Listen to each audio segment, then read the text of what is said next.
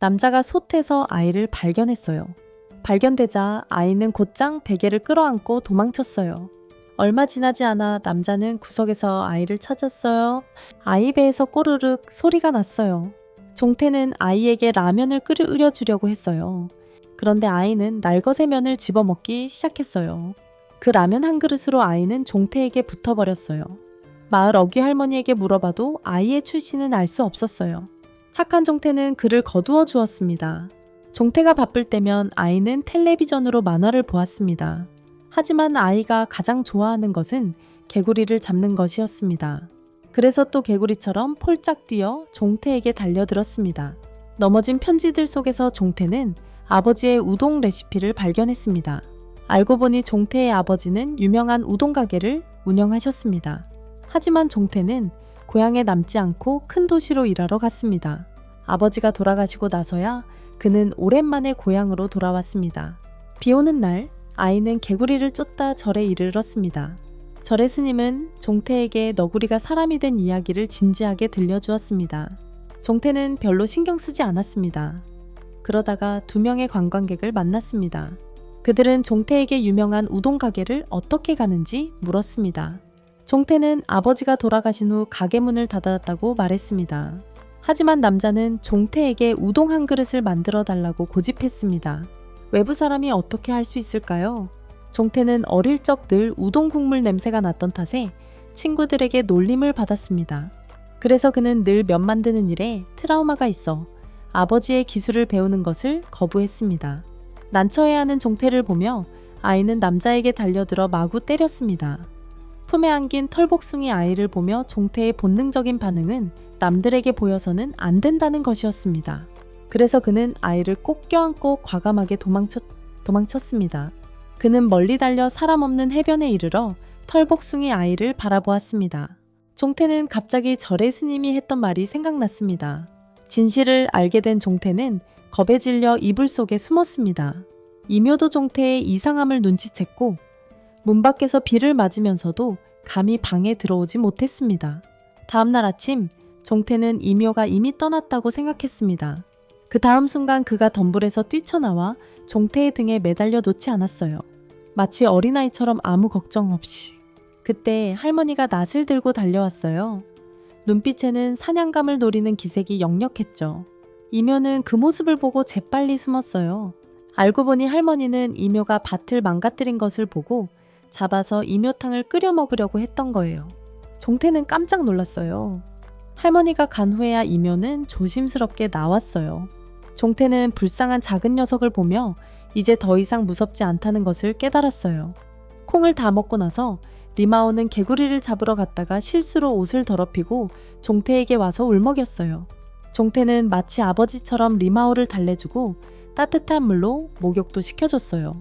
말린 후 리마오의 털이 더욱 윤기 있게 빛났고 종태는 참지 못하고 쓰다듬었어요. 리마오의 정체가 들키는 것을 막기 위해 종태는 그에게 남들 앞에서는 귀와 꼬리를 보이지 않기로 약속했어요. 집에 아이옷이 없어서 종태는 그를 데리고 백화점에 가서 옷을 사주기로 했어요. 가는 길에 리마오는 전철에 대해 무척 궁금해했어요. 하지만 전철이 도착하자 리마오는 무서워했어요. 종태는 리마오를 안심시키며 무서워하지 말라고 했어요. 종태는 기차에 올라타자마자 에어컨이 설치되어 있는 것을 발견하고 놀랐다. 그가 학생이었을 땐 상상도 못할 일이었다. 창밖으로 펼쳐지는 아름다운 시골 풍경과 옆에 앉은 활발한 리묘를 보면서 종태는 자신과 리묘가 마치 부자지간 같다는 생각이 들었다. 시장에 도착해서 리묘는 사자 그림이 그려진 옷을 골랐다. 먹이사슬 따위는 아랑곳하지 않는 모습이었다. 어린 여자아이가 달리다가 리묘를 쳤다. 리묘는 종태의 품에 안겨 크게 울었다. 역시 시골은 아는 사람을 만나기 쉽다. 두 사람은 잠시 이야기를 나누다가 여자가 아이의 출신을 물었다. 종태는 어쩔 수 없이 친구 아이라고 거짓말을 하고 잠시 맡아달라고 부탁했어요. 하지만 이름을 묻자 종태는 당황했어요. 아직 작은 고양이에게 이름을 지어주지 않았거든요. 급한 김에 종태는 아무 이름이나 지어 붙였어요. 옆에 있던 어린 여자아이는 엄마가 팟캐스트를 매우 좋아하는 것을 보고 순간 울먹였어요. 옆에 있던 팟캐스트는 아이스크림을 보며 군침을 흘렸어요. 다행히 잠시 후 종태가 시킨 과일 푸딩이 나왔어요. 팟캐스트가 먹는 것을 보니 어린 여자아이는 다시 기분이 상했어요. 자기도 엄마에게 먹여달라고 했지만 엄마는 언니니까 스스로 먹을 수 있다고 말했어요. 작은 여자아이가 탁자 흔들림 때문에 차가 푸크에게 쏟아지자 순간 투정을 부렸다. 엄마의 꾸중에 여자아이는 더욱 서럽게 울었다. 눈물 가득한 여자아이를 보며 푸크는 다정하게 젤리 한 숟갈을 건넸다. 푸케우는 정말 착한 아이였다. 여자아이는 푸크를 더 이상 싫어하지 않았고 심지어 자신이 제일 좋아하는 머리끈을 푸크에게 선물했다. 하루 종일 돌아다녔더니 푸크는 너무 피곤했다. 집에 도착하기도 전에 원래 모습으로 돌아가 곤히 잠들었다. 이렇게 귀여운 아기 고양이 하나 갖고 싶지 않으세요? 한밤중 종태와 아기 고양이는 잠을 자고 있었는데 갑자기 강한 빛이 들어왔다. 스포츠카 한 대가 문 앞에 섰는데 알고 보니 어릴 적 친구 중도가 그를 낚시하러 온 것이었다. 중도는 아이를 본 순간 화가 났다. 둘이서 평생 솔로로 지내기로 약속했었는데 너 이 녀석 애까지 있었어. 종태는 어쩔 수 없이 또 얼버무렸다. 두 사람이 이야기하는 사이에 보커는 몰래 차에 손을 대고 손자국을 찍으며 신나게 놀았다. 이건 중도가 가장 좋아하는 마세라티야. 그는 허둥지둥, 종태는 보커에게 그 형을 소개했다. 빛나는 높은 탑을 보며 종태는 보커에게 저게 등대라고 설명해 주었다. 항로 표지예요. 바다로 나가는 배들이 이걸 보고 항구로 돌아와요. 보거의 안전을 위해 구명조끼도 준비해 줬어요. 종태가 물고기를 보여줬는데 보거는 바로 잡아먹었어요. 종태가 보거에게 낚시하는 법을 가르쳐 줬지만 금방 지쳐서 30분도 안 돼서 가버렸어요. 그리고는 숨은 곳으로 가서 땅 따먹기를 했어요. 그런데 금세 개에게 시선을 빼앗겼고 개 집게에 손가락을 찧었어요. 그런데 금방 개를 길들였고 새로운 애완동물로 삼았어요. 한편 다른 두 사람은 서로에게 삶에 대한 불평을 털어놓고 있었어요. 종도의 고민은 가정에서 비롯됩니다. 이혼할 나이가 되니 집안에서는 계속해서 소개팅을 주선합니다. 종태의 고민은 삶의 선택, 즉 대도시의 활기찬 삶을 선택할지 아니면 작은 도시의 안정적인 삶을 선택할지에 대한 것입니다. 아버지가 돌아가신 후 집과 가게를 팔아야 하게 되어 그는 더 이상 갈 곳이 없어졌고 고향으로 돌아갈 기회도 사라졌습니다. 종도는 그런 면옥을 물려받으라고 했습니다. 그 말에 종태는 과거를 떠올립니다. 어릴 적부터 면옥에 대한 좋지 않은 기억이 있던 종태는 아버지가 면옥을 물려받으라고 했을 때 절대 그럴 수 없다고 했습니다. 혈기왕성한 청년이었던 종태는 세상을 밖으로 나가서 경험해보고 싶어 했고 아버지는 그저 내 마음대로 해라 라고 말씀하셨습니다. 면옥을 하기 싫다면서요. 종도는 도시에 가서 일하라고 했지만 종태는 아직 준비가 안 됐다고 했습니다. 그는 이곳에 대한 그리움을 쉽게 떨쳐낼 수 없었습니다. 어른 남자가 우유부단하게 망설이는 모습에 종도는 참지 못했습니다. 큰 소리로 먹고 마시면서도 고기 한 마리 못 잡는 걸 우유부단한 탓이라고 했습니다. 마침 돌아온 폭이 그 모습을 보았고 친절한 폭은 자신의 애완동물을 종에게 주려고 했습니다. 하지만 종도는 받지 않았고 갑자기 낚싯대가 흔들렸습니다. 폭은 문어를 처음 보았습니다. 폭은 장난스럽게 문어를 먹다가 문어에게 먹물을 뒤집었었습니다. 모두를 깔깔 웃게 만들었고 종도는 일부러 문어로 포크를 놀라게 했어요. 기분이 많이 우울할 때 이 작은 스켈롭 고양이의 일상을 보세요. 분명 마음이 치유될 거예요. 종태의 누나가 갑자기 방문했고 잠든 종태와 종도를 바라봤어요.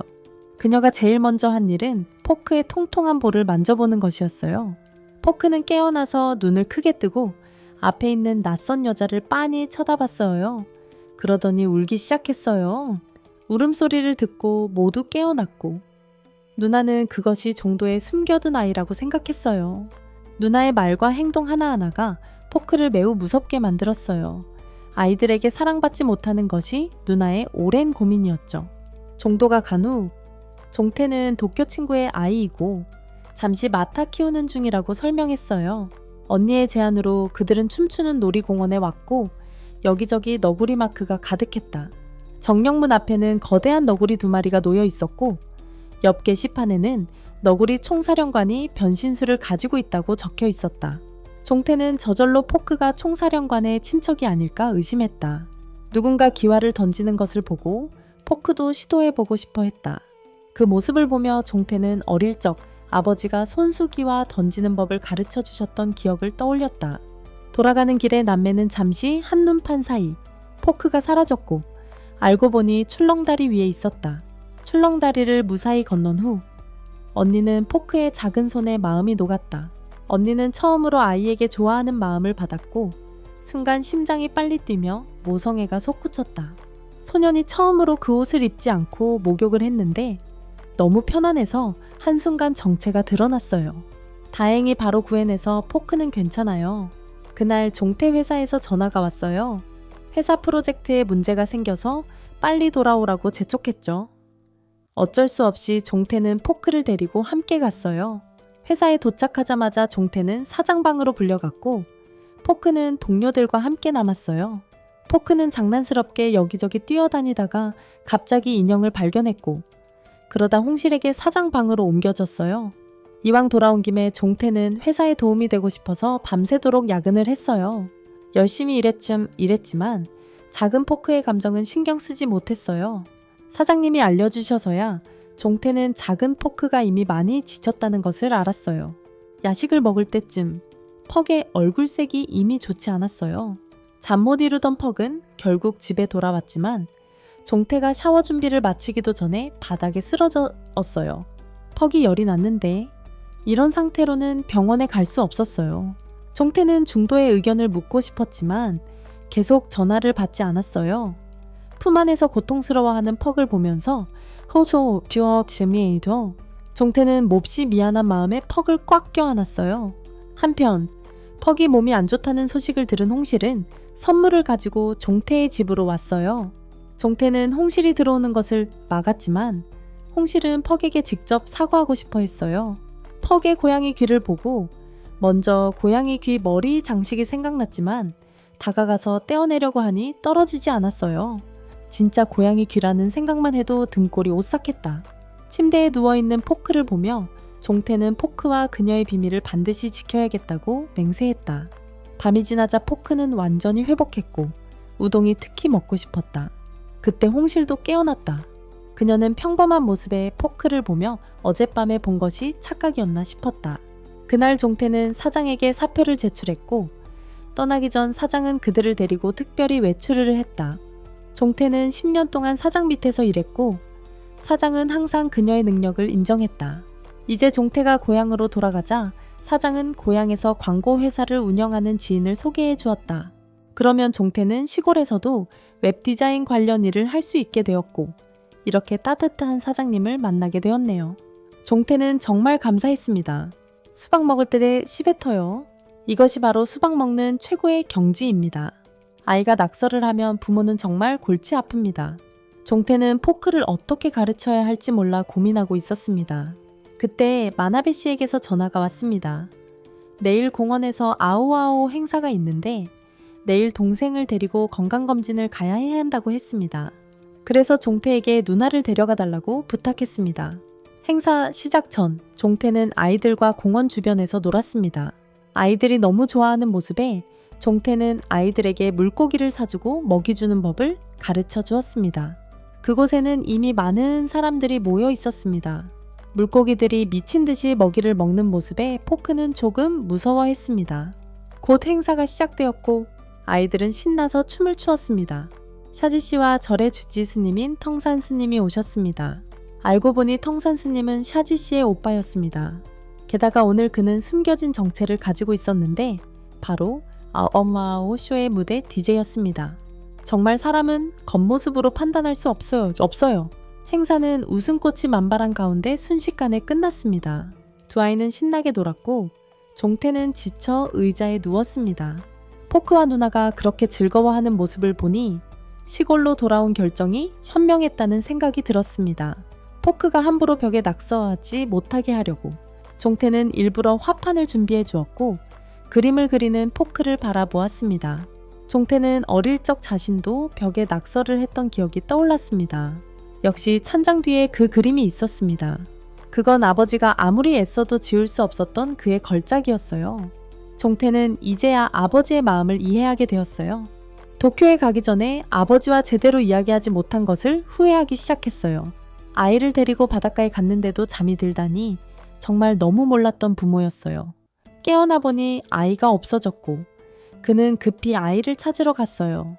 하지만 도시 전체를 뒤져도 포크의 흔적을 찾을 수 없었어요. 도시에서 찾지 못하자 숲으로 갔어요. 포크의 안전을 걱정하며 찾아다녔고 손가락이 다쳐도 신경 쓸 겨를이 없었어요. 갑자기 덤불 속에서 소리가 났어요. 너구리였어요. 종태는 그것이 바로 포크의 본체라고 생각하고 다가가 말을 걸려고 했다. 그런데 고양이가 돌아서 도망쳤다. 종태는 생각할 겨를도 없이 바싹 뒤쫓았다. 누나가 그에게 왜 여기에 있냐고 물었다. 종태는 손에 든 고양이를 쳐다보았다. 그가 막 솟아오른 희망은 순식간에 꺼져버렸다. 처음에는 종태가 포크를 단지 애완동물로 여겼지만 오랜 시간을 함께 보내면서 종태는 이미 포크를 자신의 가족으로 여기고 있었다. 바닷바람이 불어왔다. 종태는 포크의 목소리가 들린 듯 했고 소리를 따라 해변으로 갔다. 어부는 포크를 안고 해변으로 돌아왔고 포크는 종태에게 낚시의 기쁨을 빨리 나누고 싶어 했다. 불근하게 목소리는 엄했지만 그 안에는 가득한 부성애가 담겨 있었다. 알고 보니 포크는 종태가 잠든 사이 혼자 부두로 나가 놀다가 우상에 그려진 작은 배의 시선을 빼앗겼던 것이다. 그렇게 포크는 어리둥절하게 바다로 나가게 되었다. 그리고 그 어부는 종태가 취업 면접을 보려는 회사의 사장이었다. 그들의 만남이 이런 해프닝이었을 줄이야. 진실이 밝혀지자 모두들 돌아갈 준비를 했습니다. 오직 포크만이 제자리에 남아 잘못을 저지른 아이처럼 서 있었습니다. 도쿄에서 시코쿠현 가가와현까지 500km를 자전거로 달려 진짜 우동 한 그릇을 먹기 위해서 포크, 이곳은 그가 전에 자던 곳이자 처음 소우타를 만났던 곳입니다. 소우타는 아버지의 비법을 꺼내 연구하기 시작했고 포크는 옆에서 밀가루 반죽을 했습니다. 소우타는 포크의 꼬리가 홍색에 발각되는 것을 막기 위해 포크에게 팝밭에 가서 팔을 딴 척하라고 했습니다. 그때 포크의 머릿속에는 소우타와의 약속뿐이었습니다. 포크는 자신의 꼬리와 귀가 다른 사람에게 보이면 소우타와 함께 있을 수 없다고 생각했습니다. 포크가 늦게 돌아오자 종태는 채소밭에서 그를 찾았다. 이번엔 제가 여러분께 크리스마스 선물로 명품 화장품 샘플을 추천해 드릴게요. 시험품 PP에서 구매하세요. 다양한 상품들이 여러 플랫폼에 입점되어 있으며 독점 보조금과 할인 정보를 제공하고 정기적으로 채널 매장을 검사하여 믿을 수 있고 저렴하게 구매할 수 있습니다. 댓글에서 신규 회원들을 위한 혜택을 확인하세요. 이때 포크는 완전히 원래 모습으로 돌아왔지만 일시적으로 원래 모습으로 돌아갈 수 없었다. 홍실에게 포크의 비밀이 들키지 않도록 종태는 포크에게 평범한 너구리로 변장하게 했지만 홍실은 이상한 점을 눈치챘다. 종태가 홍실을 막는 사이 포크는 도망쳤다. 얼마 후 포크는 채소밭으로 몰래 돌아와 마치 방금 팔을 딴 것처럼 행동하며 위기를 모면했다. 저녁에 포크는 종태를 찾아와 낮에 있었던 일에 대해 사과했다. 순식간에 카가와 다카마스에 도착했는데 이때 포크와 종태는 주변 사람들 눈에는 영락없는 부자지간이었습니다. 밤에 불꽃놀이가 시작되자 폭은 눈을 반짝이며 흥분했고 잠시 정체를 드러냈습니다. 주변 사람들의 놀란 시선 속에서 종태는 애써 감추려 했습니다. 하지만 멀리 있는 카메라를 본 폭은 무서워서 도망쳤습니다. 종태는 폭을 쫓아가다가 우연히 넘어졌습니다.